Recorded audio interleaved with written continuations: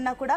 ఇంకొకటి అదొక టీసీఎస్ అనేది కంపెనీ అయితే ఉందో దాని పట్ల చాలా మంది పేరెంట్స్ కి ఒక నమ్మకం ఉందో, మంచి జాబ్, అదొక మంచి కంపెనీ అని అనుకునే దాంట్లో కూడా ఇలాంటి ఘటనలు చూస్తుంటే నాసిక్ లో ఘటన చాలా డిస్టర్బింగ్ గా ఉంది. అండ్ ఇంకొకటి కార్పొరేట్ కంపెనీల్లో ఒక పాష్ పాలసీ అని ఉంటది, కార్పొరేట్ గైడ్ లైన్స్ ఉంటాయి, అండ్ చట్టాలు ఉన్నాయి, షీటింగ్స్ ఉన్నాయి, రకరకాలుగా ఉన్నాయి. ఎన్ని చట్టాలు పెట్టినా ఎన్ని పెట్టినా ఇలాంటి మత మార్పిడిలు, లవ్ జిహాద్ ఇలాంటివన్నీ కనిపిస్తున్నాయి. ఇక్కడ కూడా అమ్మాయిలకు అన్సేఫ్ గా ఉంటుందా? ఇన్ని చట్టాలు ఇన్ని గైడ్ లైన్స్ ఉండగా కూడా అమ్మాయిలు అన్సేఫ్ గా ఫీల్ అవుతున్నారు అనుకుంటున్నారా?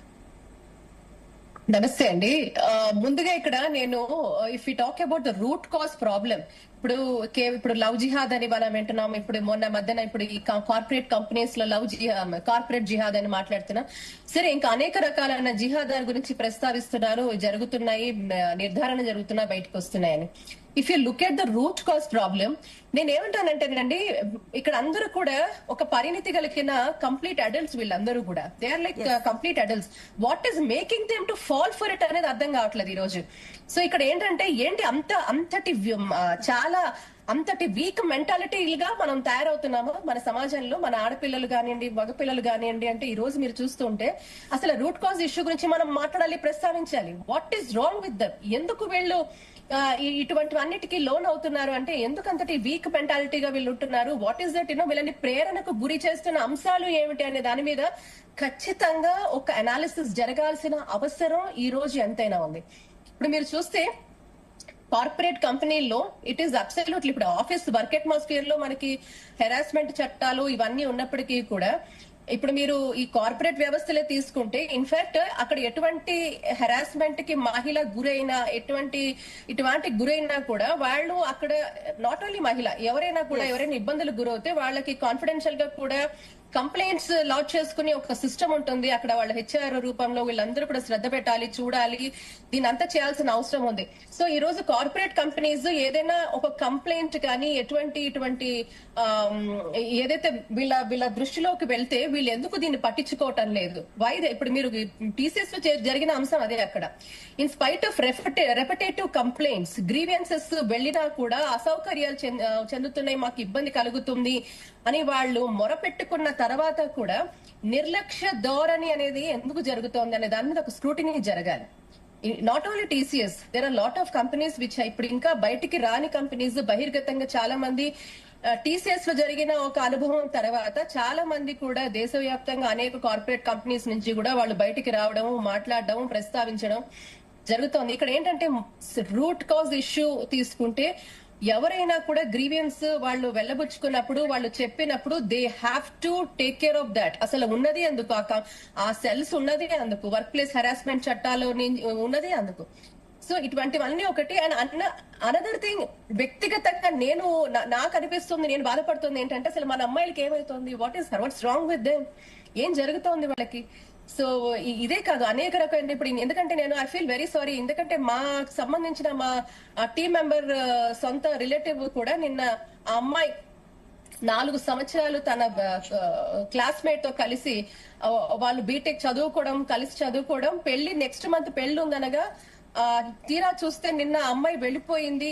ఆ పేరెంట్స్ మాట కూడా, పేరెంట్స్ ఎంత మాట్లాడినా కూడా జాలి, దయ, కరుణ లేకుండా కూడా అమ్మాయి పేరెంట్స్ ని విస్మరించి ఆ అబ్బాయితో పెళ్లి కూడా చేసుకుని నిఖా అయిపోయింది. నిన్న మతం కూడా మారిపోయింది.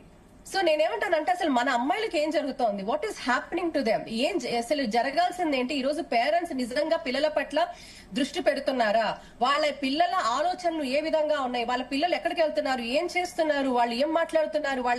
వాళ్ళ బిహేవియర్ లో చేంజెస్ ఏంటి? ఇటువంటివన్నీ కూడా నోటీస్ చేస్తున్నారా, చేయటం లేదా ఒక రోజు ఫైన్ డే మా అమ్మాయిలు ఇలా అయిపోయారు, లేకపోతే మా అబ్బాయిలు ఇలా అయిపోయారు అనే దాని మీద ఎందుకు ఈ ఎక్కడ గ్యాప్ వస్తోంది? ఆ గ్యాప్ ఎంత తీవ్రమైన గ్యాప్ ఉందంటే ఈ రోజు మన వ్యక్తులనే మనం కోల్పోతున్నాం, అంటే మన నుంచి దూరం అయిపోతున్నారు వాళ్ళు.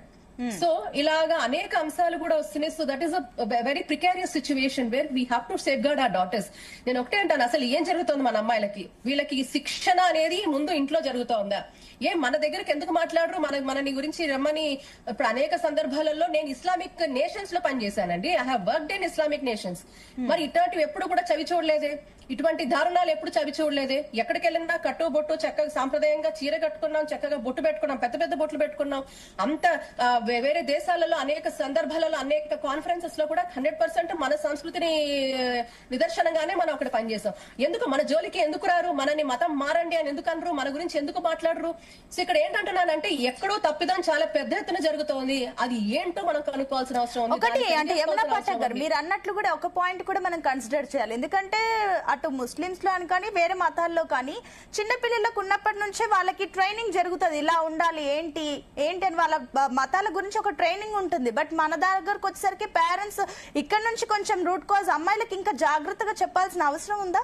And another thing which is ఎంత బాధ అంటే చిన్నప్పటి నుంచి పెంచి తల్లి తండ్రి వాళ్ళు జీవితాన్ని దారపోసి వాళ్ళకు కూడా ఎన్నో సాక్రిఫైసెస్ చేసి మా అమ్మాయి బాగుండాలి, మా అబ్బాయి బాగుండాలి, మా పిల్లలు బాగుండాలని అంత సాక్రిఫైసెస్ వీళ్ళకి గుర్తు రావా? ఎందుకంటే నిన్న వాళ్ళు నా సొంత టీం మెంబర్ ఫోన్ చేసి బాధపడి ఏడుస్తుంటే నేను ఎందుకంటేనండి ఫస్ట్ థింగ్ వచ్చేది మేము మేజర్స్ అంటున్నాము, వాళ్ళు బయటకు వెళ్ళి జిహాద్ అని చెప్తున్నారు కదా, లవ్ జిహాద్. ఫస్ట్ వాళ్ళు చెప్పేది ఏంటి, ఒక మైనర్ గా ఉన్నప్పుడు మనకి అర్హత ఉంటుంది, చట్టం కూడా ఉంది, చట్టాన్ని మనం విస్మరించిపోలేం కదా.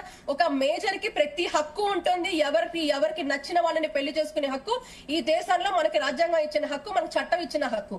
ఆ చట్టాన్ని కలరాసే పరిస్థితులు మనకి లేవు. Until and unless you get a very strong evidence are ఏమైనా వాళ్ళు బ్లాక్ మెయిల్ చేస్తేనో ఏదైనా ఇంకేమైనా వాళ్ళ దగ్గర ఏమైనా పెట్టి వీళ్ళని హెరాస్ చేస్తుంది ఏదైనా ఒక్క కోర్టులో అడిగేది ఏంటి, సాక్ష్యం కావాలంటారు.